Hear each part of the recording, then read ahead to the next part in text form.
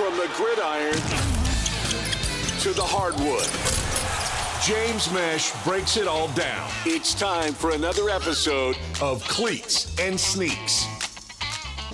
Well, they finally did it. Took a lot longer than I think a lot of people anticipated or wanted, but they did it. Welcome into another edition of Cleats and Sneaks, the podcast where we talk about everything that's going big down in the NFL and the NBA. And I think the biggest news that we could talk about with the Shield is the fact that New Orleans Saints head coach Dennis Allen is no longer with the team, as Mickey Loomis and company decided to fire the man after they decided to lose 7 straight games in a row. And it's interesting to think that they were 0-7 since Dennis Allen post-game after the big Cowboys win said, sometimes you got to pop out and show them. Well, you didn't show much since then, Dennis. And it's really interesting to think and see the reaction of a lot of Saints fans, because it's kind of like a finally, but also a sigh of relief, because you don't have to worry about this anymore. And the Saints said earlier today had announced that they were going to have special teams coordinator Darren Rizzi take over as the interim head coaching position, while you just keep Clint Kubiak as your offense coordinator and you keep your DC as DC.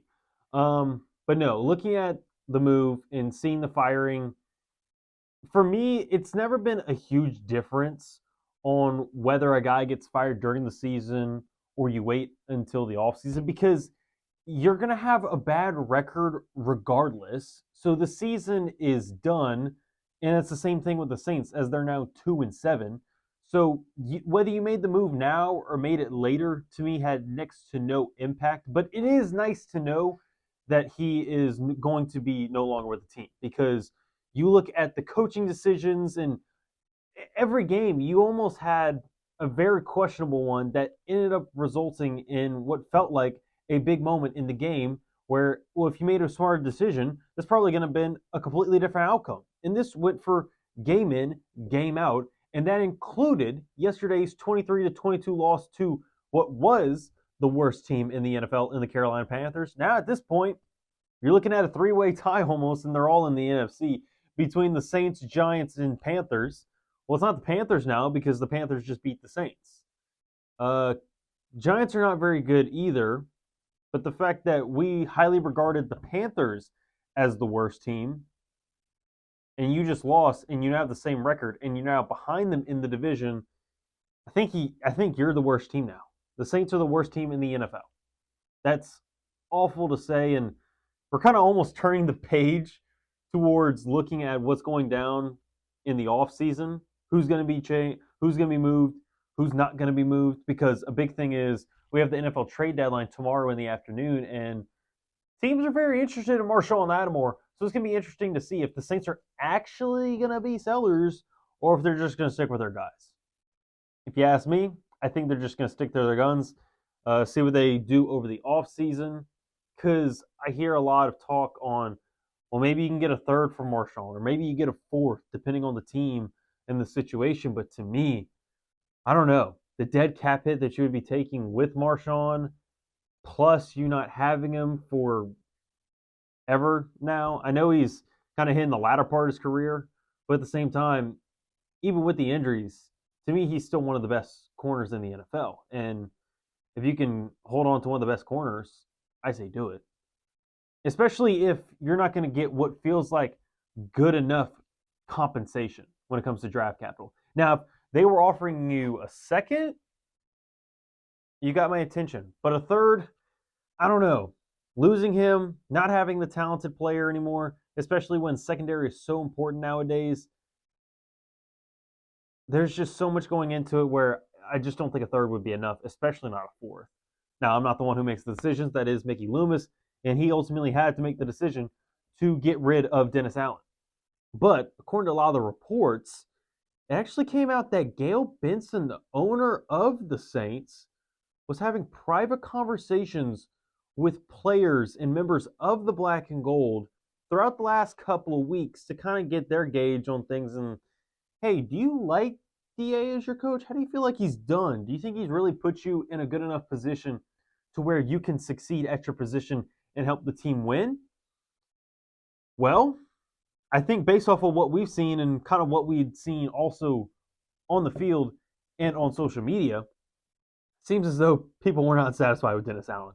And that is very, very much the case.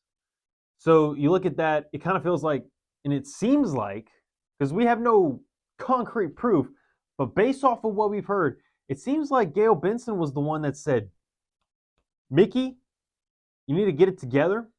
I know that's basically your best friend, and it feels like this is family, but we still have a business to run at the end of the day. This is still a professional football team that needs to win. Dennis Allen is not getting it done, so you're going to have to fire him. And you could also look at the statement. I mean, he was just basically goo goo gaga over Dennis Allen, like, this is a model citizen. This guy is an amazing human being. And I'm not taking that away from Dennis Allen, but we brought it up on our shows. For my head coach, I don't care that he's a good guy. I don't care that the players like him or liked him, especially on the side of the football that he actually coached before he got the position and got the promotion. To me, I want a coach that's a leader, guy that's going to be able to make great decisions, and if there are mistakes made, he's going to put his foot down and actually tell them, got to get it done. No more of this. We have to be better because what we're doing right now is not good enough. DA never came off as that type of guy. You could often hear it in his press conferences. You could see it in his demeanor on the sideline. I liked him as a DC. I was open to the idea when they first promoted him after Sean Payton had left the Saints. And I was open to the idea. I was curious to see how it went. Did not love how the first year went, but I understood why they gave him a second year because they made a late season run, and it's like, okay, well, if one or two games had flipped, all of a sudden you're looking at a winning record and you're in the playoffs. And I get that. So I give him a second year. But then you saw the same thing happen again. He's beating the bad teams, not all the time, but often enough, but he's never beating the good teams. That was always the big issue. And it was the same song and dance last year, where you go late in the season, you make a late season run, and you get so close to the playoffs, and then you run it back again, and I'm like, but we already saw this. And then we were setting up for basically the same thing, but worse. Because you start the season 2-0, generally the Saints, with Dennis Allen as the head coach, have been able to start off pretty strong. 1-2-0 the first couple of weeks, first 2-3 weeks. You got a winning record, you're like, okay. But then as you get into October, the team starts to fall apart. Injuries, coaching decisions. It all started to go downhill. And all of a sudden, you're what feels like inescapable. And it's mathematically, you're not out of the race, but it feels like essentially you're out of the race and there's no way for you to come back. Yet here they go. You look at the Falcons, you look at the Bucks, they lose a couple of games late in the season. Saints are able to win a couple of games here and there, and all of a sudden it comes down to the final 2 weeks, and you're like, well, I almost don't want them to win, but at the same time, if you make the playoffs, if you make the dance, how can you be upset about that? But Dennis Allen would never be able to put his teams into situations for them to be in better ways of getting into the playoffs and actually have a position to make it. Because you look at the Falcons game last year, it's like, oh, they won, but then the Bucks won, so now you're out. So if you would have been able to coach better in 1, 2, maybe 3 different games, all of a sudden you're looking at a completely different Saints team. But that's because they kept having to play the worst teams in the divisions. Notice that. They kept playing the worst teams in those other divisions because they kept ending up in third in the NFC South every year. And because of how the scheduling works with the NFL, based on where you play, when you're playing these other types of division opponents in the opposite conference, you're going to play the team that finished in the same record the previous year. But the Saints were never able to make significant changes to their program, to their team, to where it felt like you were putting up a better product. And they've always been top heavy. You always had the stars like Cam Jordan, Demario Davis, Tyrann Mathieu, Marshawn Lattimore, and that's just on the defensive side of the football. You had all these good guys, but once they got injured and they started to get beat up because they're starting to get older, they don't look as good. They miss a couple of games. So then you're having to go to the other guys. And I can bring this up in a later episode. But because of the lack of depth, you get a worse team on the field. You create a worse product. Plus, you have a bad head coach who isn't putting these bad players in good positions to hopefully succeed. It's just a recipe for disaster. And we're seeing it over and over again. And we've seen it come down to the 7-game losing streak despite the injuries. You saw a lack of effort at some points. Players were fed up, and it goes back to the conversations that Gayle Benson had with players privately the last couple of weeks. The guys were fed up. Gayle Benson's fed up. The fan base is fed up. It was time to move on. And I think even though I've never been a huge guy on whether you fire him during the season or the offseason, it never made much of a difference to me. But it is good to see that they actually made the decision. It is going to be interesting to also see the development on who actually is going to be the top candidates throughout the remainder of the season, plus once we get into the offseason, because you're looking at some big names that could be on the move and have their own head coaching jobs. Maybe it's Ben Johnson. Maybe it's Aaron Glenn. Maybe you go get the former Titans coach and Mike Vrabel, or maybe it's someone else. Whether it's in-house, hopefully not, because they keep doing that, but hopefully it's someone out of house that you can kind of restructure the way the Saints have approached NFL football.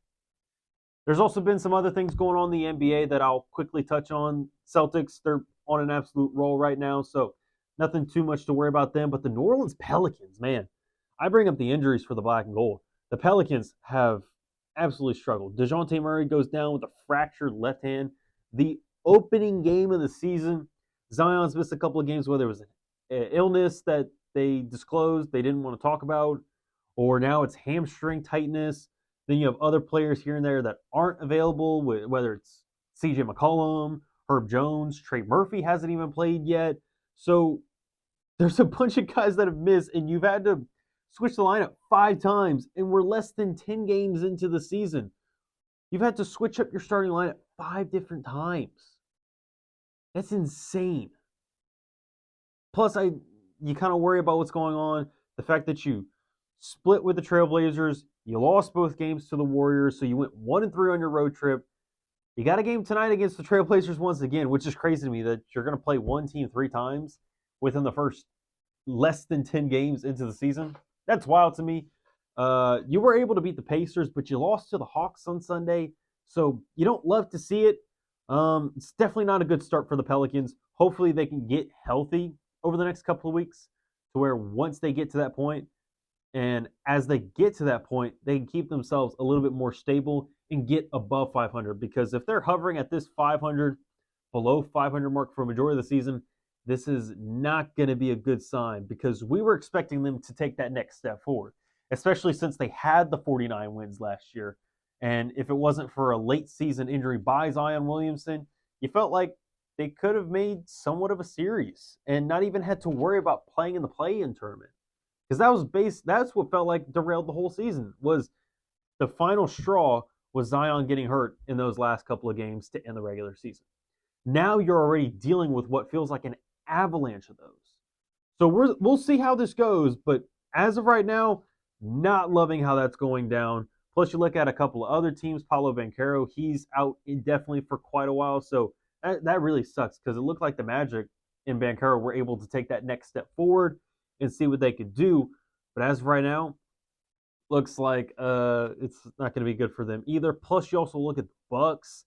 They're not off to a hot start either. And depending on what happens in the coming weeks, you could see some major changes happen. That's something to look out for. But appreciate you tuning in to another edition of Cleats and Sneaks. Don't forget to like the video and subscribe to our YouTube channel, ESPN_SWLA. And don't forget to hit that notification bell. That way you get notified every time we upload any one of our content, whether it's any of our shorts, it's our local content, our podcasts. We got it all for you here at ESPN Southwest Louisiana. Appreciate you tuning in, and I'll talk to you next time.